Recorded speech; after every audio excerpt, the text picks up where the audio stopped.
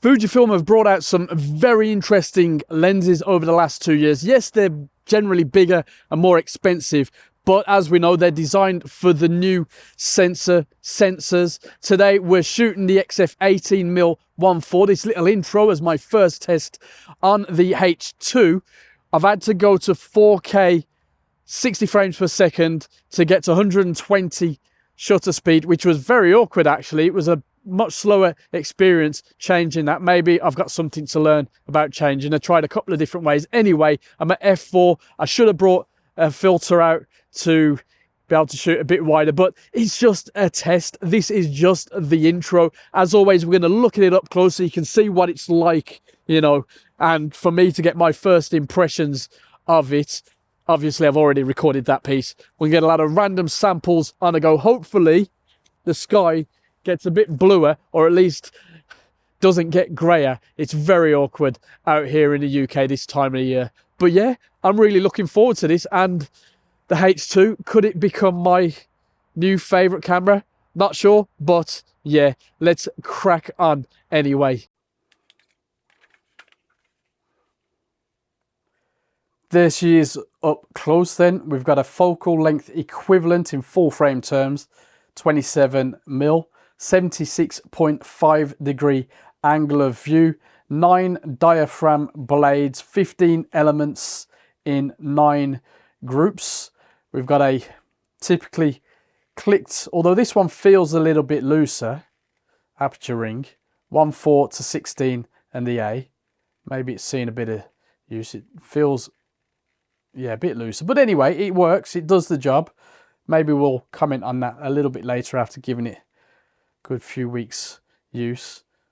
Closest focus distancing, 20 centimeters, 0.15 times magnification ratio, maximum, of course.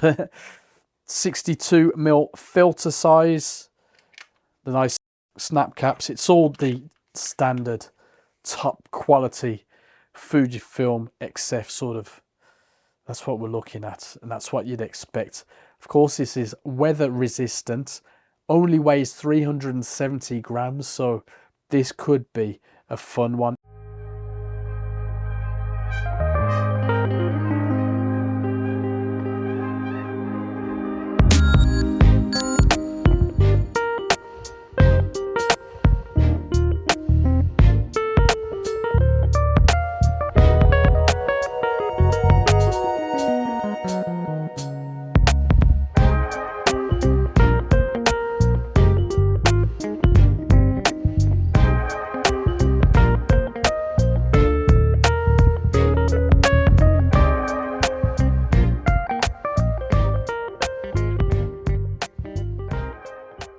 When it comes to build and handling, it's business as usual for this top of the line XF lens. If you've used any before, you know the story, and after some use, I have to say it stands up very well.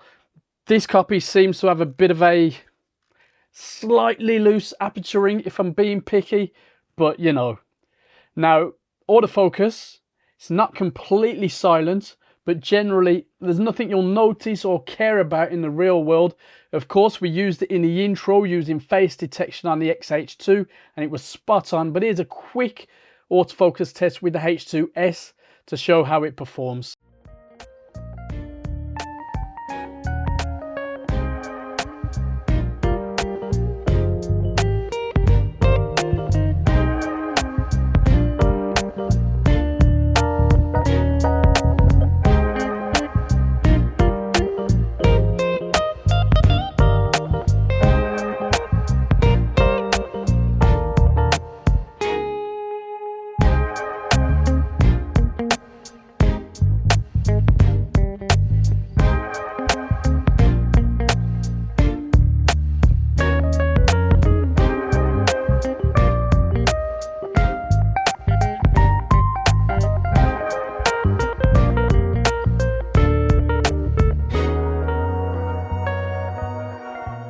While I'm waiting for this train, let's see how it fares with spotting something in the frame.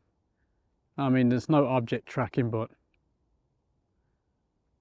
does like a little jump with the focus, didn't even get it. Oh, that was a nice focus when it finally got it. And that was a jump. Anyway.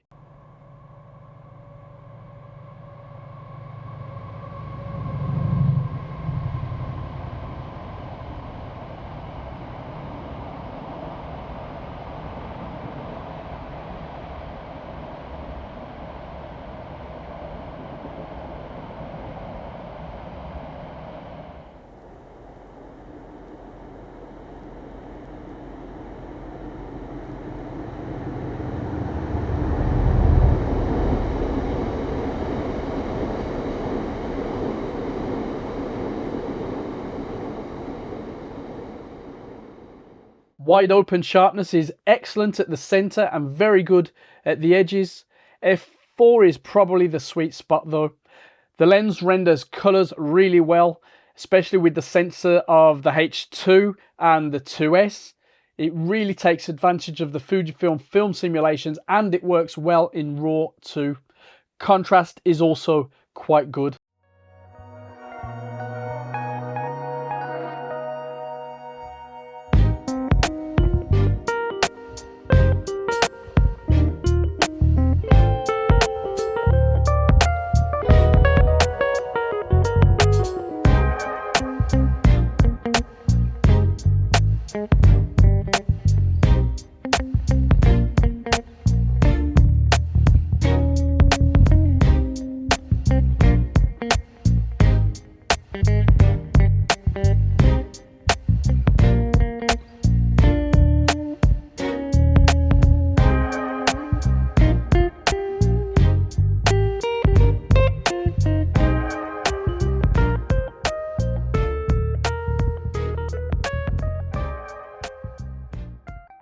Vignetting, it is minor, wide open, while chromatic aberration and distortion are effectively unnoticeable with corrections on, that is.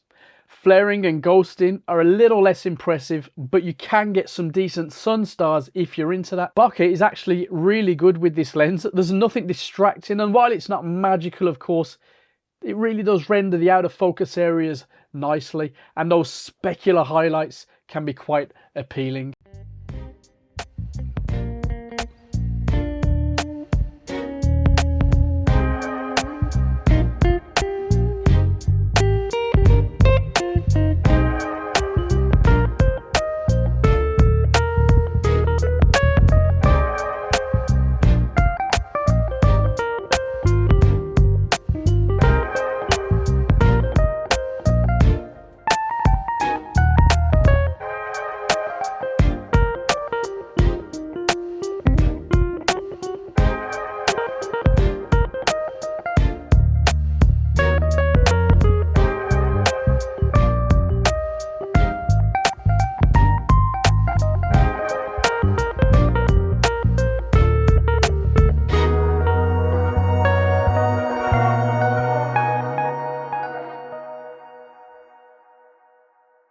Well, is it worth it? Well, you get weather resistance, top quality build and handling, almost flawless autofocus, basically excellent image quality, all for £879 at the time of recording, give or take the cost of everything in this day and age. If you've got the money and you love the focal length, buy it.